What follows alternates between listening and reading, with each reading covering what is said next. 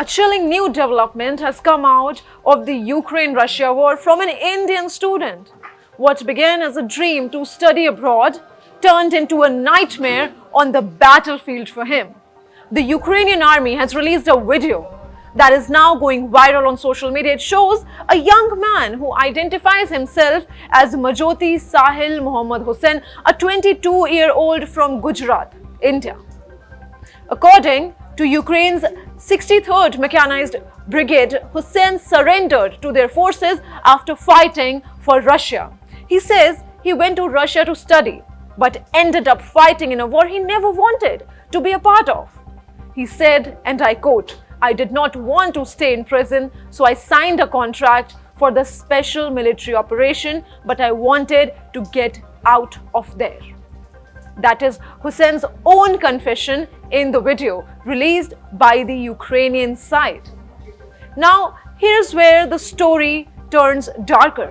Hussein claims he was sentenced to 7 years in Russian prison on drug-related charges. But instead of serving his term, he was offered a deal: fight for the Russian army or stay behind bars.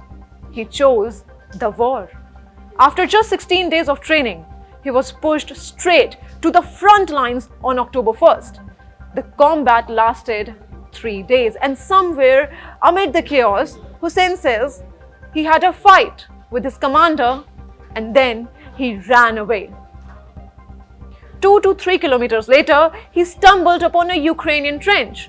He dropped his weapon immediately and surrendered to the Ukrainian forces. He said, "I immediately put down my rifle and said, I did not want to fight. I needed help. I don't want to go back to Russia."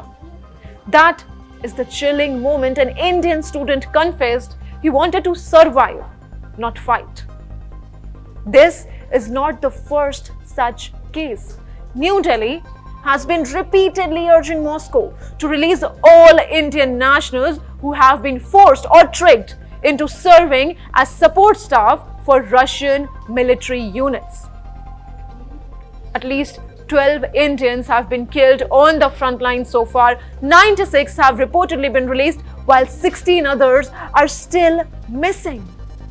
Hussein's story is a grim reminder of how war consumes not just soldiers but foreign students, migrants, and the desperate.